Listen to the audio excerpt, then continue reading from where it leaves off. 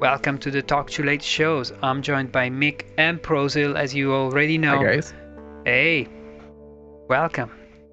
Prosil is doing push-ups. Spring Prosil. It looks very mechanic because it's using the effects of filtering of Skype, terrible Skype.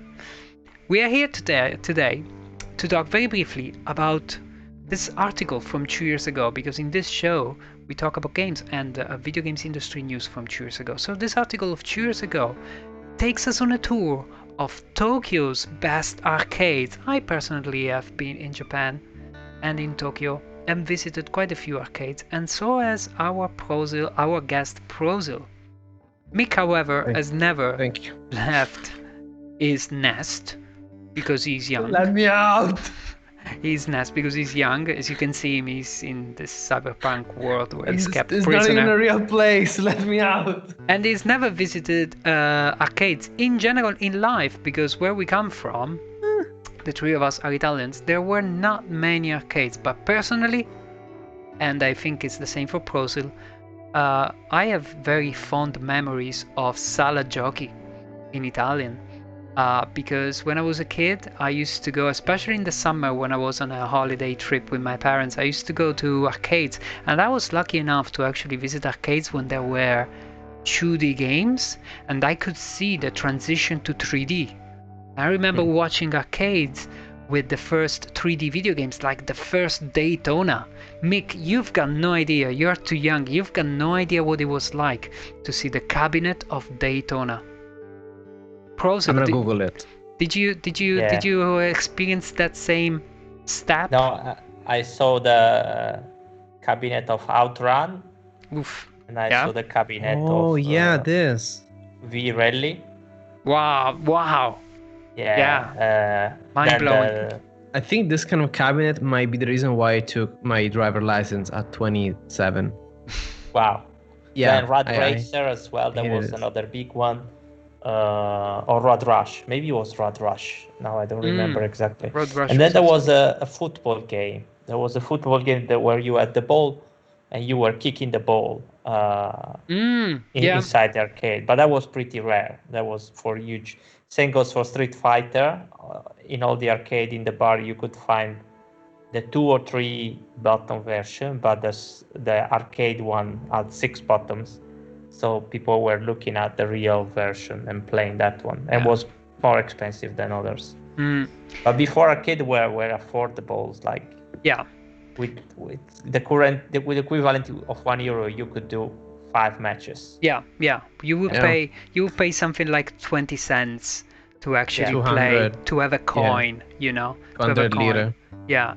With 200 liras, exactly. And literally, you would get deals if you were exchanging in one go. If you were exchanging 5,000 liras, they would obviously throw in a few extra coins for you, like as an incentive. And you will play a lot of old games, like the ones we are seeing here, the mechanical pinball-like games where you have to press button, or you would have air hockey, the one with the little discs on the board.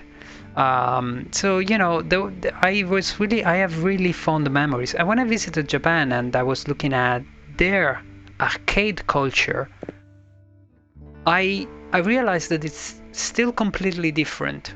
I think that in Europe we had our own version of the arcade phenomenon in the 80s and early 90s, because yes, we received a lot of Japanese games, we could see the technology improving through the ages.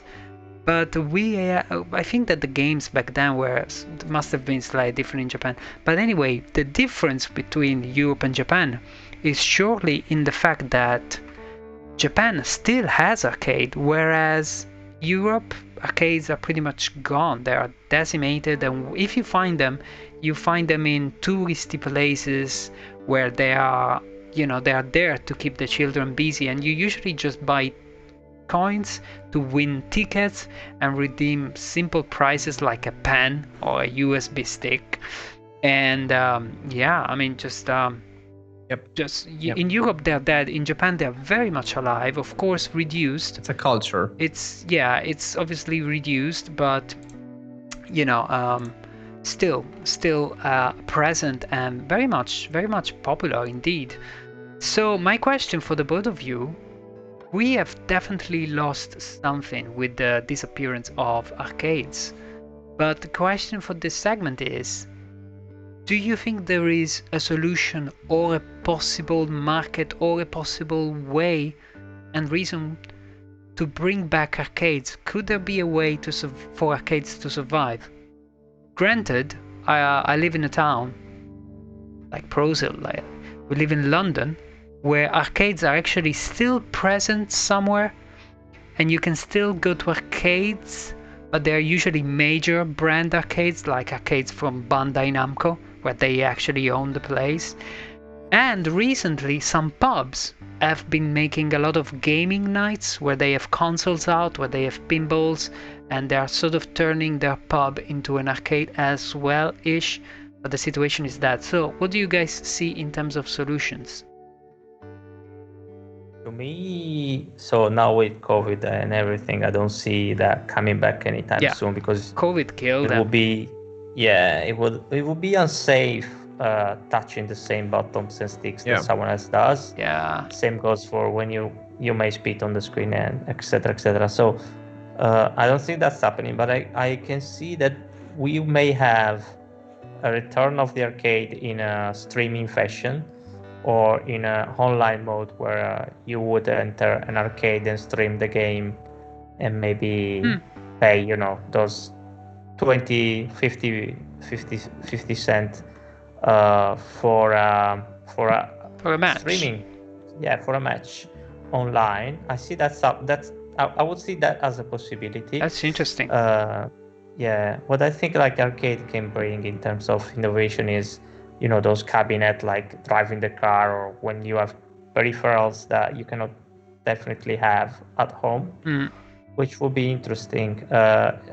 Someone else should come up with the idea and promote that, but definitely I don't see that happening anytime soon. But with streaming, I can see that happening, and sponsoring tournaments, things like that. I think that could be a thing in the future, also for gaming industries. But to me, playing an arcade with £1 per match, which is now the current price in London, is far too expensive. Yeah.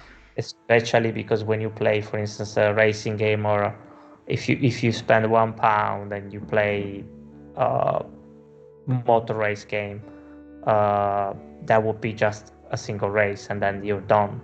And I think that's very expensive. So it's not affordable. Well, I'm looking at the pictures now and I'm sort of lost, because there is this arcade. It's called Natsuge Museum in Japan, where everything is original. Like the cabinets are not running an emulator like they do these days. They are running the original hardware, so you can play with the original hardware here, you see? And it's really awesome. incredible. Like, you can play the original Super and Gone. Do you remember this? I remember this cabinet with the bike, with the wheel. Super and Gone with the wheel. Yeah. And Monaco GP from Sega again.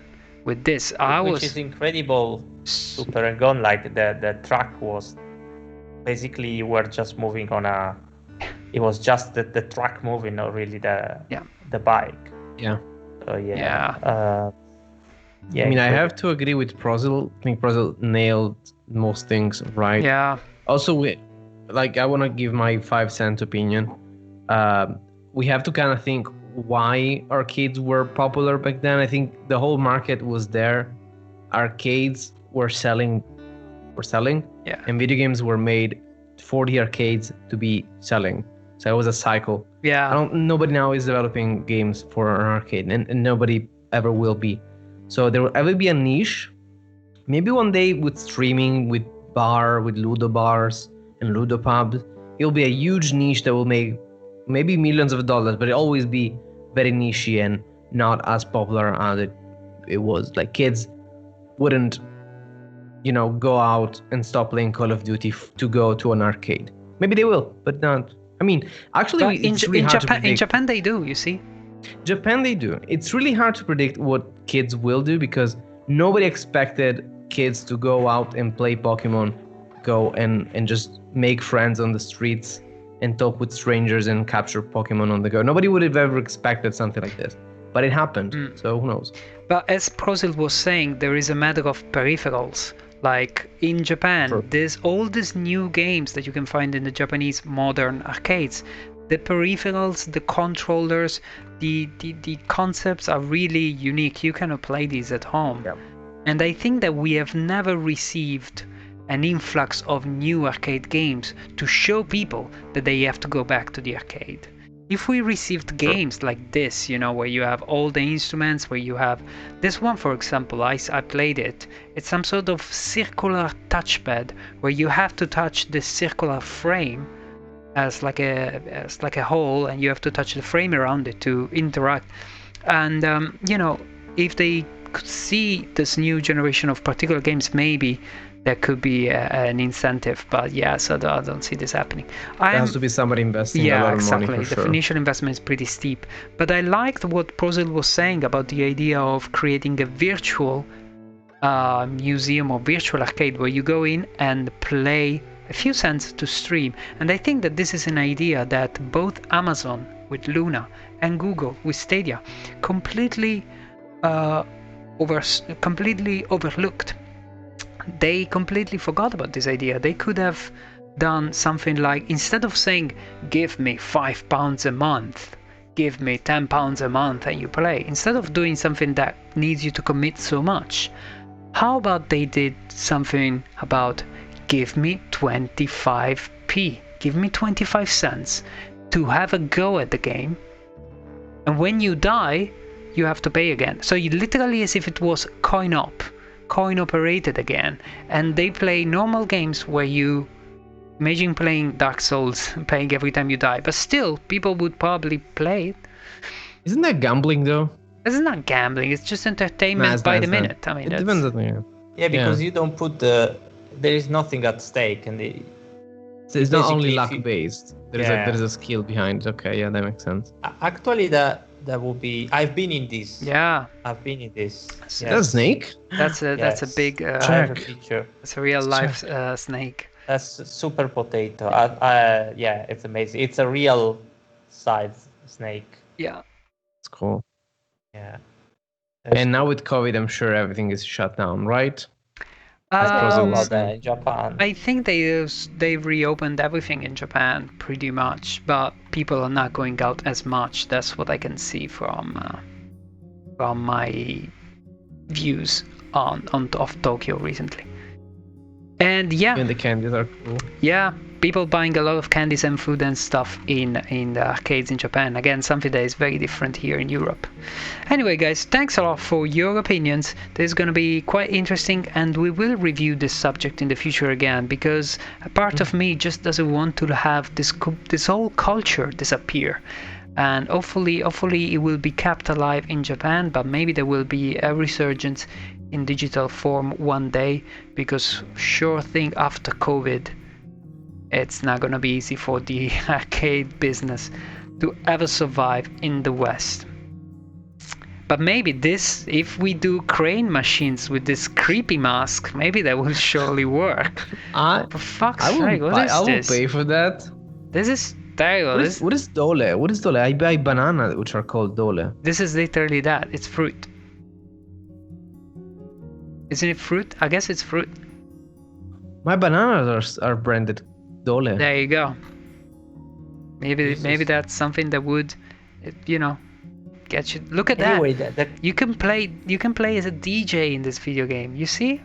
Make a video game like that again, and people would actually play it. I'm sure there's a way to make this thing work in Europe. Come on. I think there's just not enough money. Yeah.